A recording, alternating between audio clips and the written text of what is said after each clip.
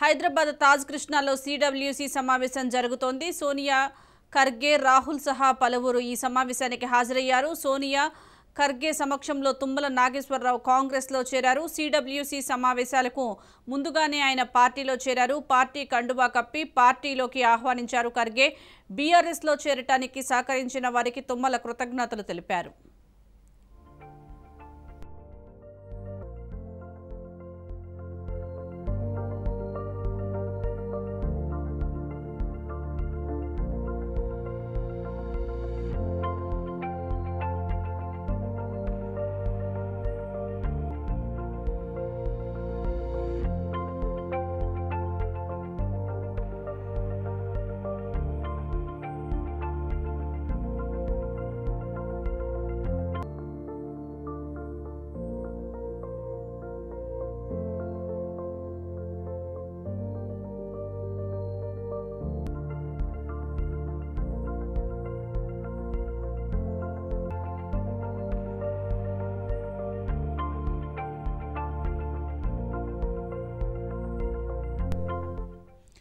Hyderabad Taj కృష్ణాలో CWC సమావేశం జరుగుతోంది. సోనియా, ఖర్గే, రాహుల్ సహా పలువురు ఈ సమావేశానికి హాజరయ్యారు. సోనియా, ఖర్గే సమక్షంలో తుమ్మల నాగేశ్వరరావు కాంగ్రెస్లో చేరారు. సిడబ్ల్యూసి సమావేశాలకు ముందుగానే ఆయన పార్టీలో చేరారు. పార్టీ కండువా కప్పి పార్టీలోకి ఆహ్వానించారు ఖర్గే.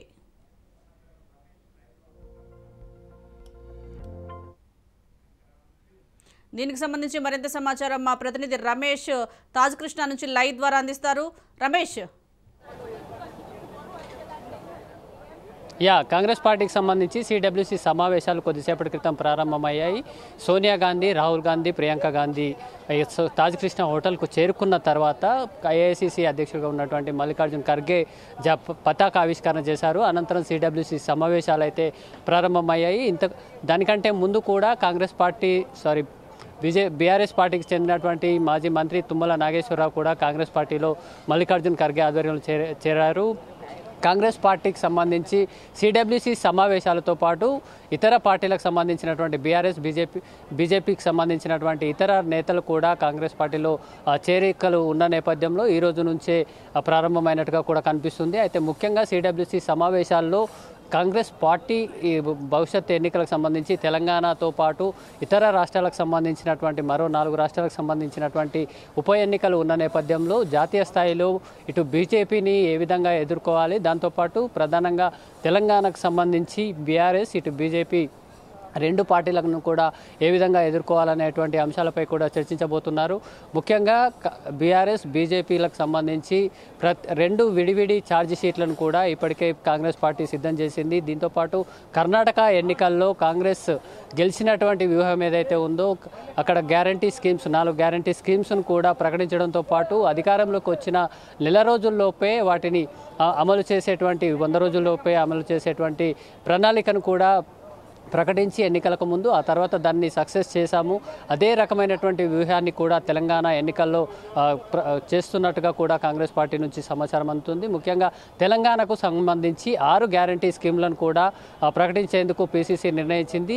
వీటి అన్నిటిని కూడా ఈ కమిటీ సమావేశం అయిపోయిన తర్వాత సిడబ్ల్యూసి సమావేశాలు ఈ రోజుతో పాటు రేపు మధ్యాహ్నం వరకు కూడా కొనసాగుతాయి. ఆ తర్వాత తుక్కుగూడలో జరిగేటువంటి భారీ బహిరంగ సభలో తెలంగాణకు 6 గ్యారంటీ స్కీమ్స్తో పాటు కాంగ్రెస్ సిద్ధం చేసినటువంటి బీఆర్ఎస్, బీజేపీ పార్టీలకు సంబంధించినటువంటి విడివిడి ఛార్జ్ షీట్లను కూడా సోనియా గాంధీ ప్రకటించబోతున్నారు. కానీ కాంగ్రెస్ పార్టీకి సంబంధించి తెలంగాణ ఎన్నికలు అనేది చాలా కీలకంగా మారబోతున్నాయి. ముఖ్యంగా సిడబ్ల్యూసి సమావేశాలు దాదాపు 100 ఏళ్ల చరిత్ర ఉన్నటువంటి కాంగ్రెస్ పార్టీ మొట్టమొదటిసారిగా తెలంగాణలోని హైదరాబాద్లో సిడబ్ల్యూసి సమావేశాలు అయితే నిర్వహిస్తున్నారు. ఈ నేపథ్యంలో పిసిసి కూడా చాలా ఒక ప్రెస్టేజ్ ఇష్యూగా తీసుకొని ఏర్పాట్లు కూడా చేయడం జరిగింది. దాంతోపాటు సోనియా గాంధీ, రాహుల్ గాంధీ, అదేవిధంగా ప్రియాంక గాంధీ కూడా ఒకే వేదికను హైదరాబాద్లో పంచుకుంటున్నారు. దాంతోపాటు ఏఐసిసి జాతీయ అధ్యక్షుడు మల్లికార్జున్ ఖర్గే, కేసీ వేణుగోపాల్,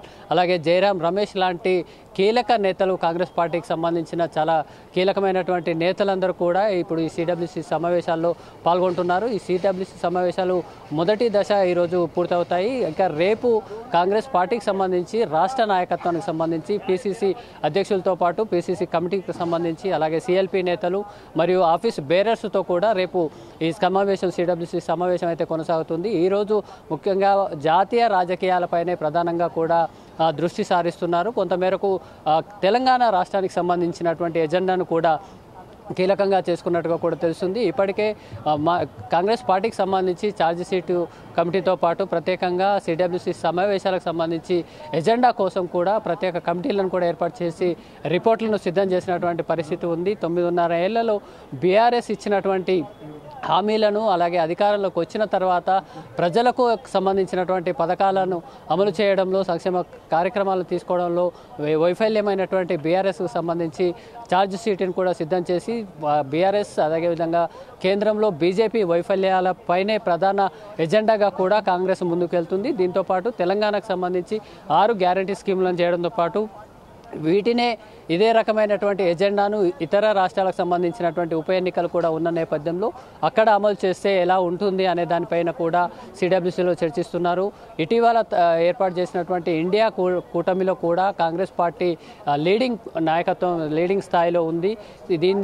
ఈ పార్టీకి సంబంధించి ఇండియా కూటమిలో కూడా ఇటు సోనియా గాంధీ కానీ మల్లికార్జున్ ఖర్గే కానీ నాయకత్వ స్థానంలో ఉన్న నేపథ్యంలో కాంగ్రెస్ పార్టీకి సంబంధించి తన ప్రాధాన్యతను కూడా కింది వర్గాలకు సంబంధించి సిడబ్ల్యూసీ కానీ ఇటు పిసిసి కానీ వివరించేటువంటి ప్రయత్నం ఉంది. దీని నేపథ్యంలో తెలంగాణ అనేది ఒక డూ ఆర్ డై లాంటి గేమ్ కూడా కనిపిస్తుంది కాంగ్రెస్ పార్టీకి సంబంధించి. సో సిడబ్ల్యూసి సమావేశాలు ముగిస్తే కనుక వీటికి సంబంధించి ఒక క్లారిటీ వచ్చేటువంటి అవకాశం ఉంది. తెలంగాణతో పాటు జాతీయ రాజకీయాల్లో కూడా కాంగ్రెస్ పార్టీకి సంబంధించినటువంటి ప్రాధాన్యత పెరిగిన నేపథ్యంలో ఇక్కడ హైదరాబాద్లో జరిగేటువంటి సిడబ్ల్యూసి సమావేశాలు అయితే కీలకంగా ఉన్నాయి. Sujatha. Right, thank you Ramesh.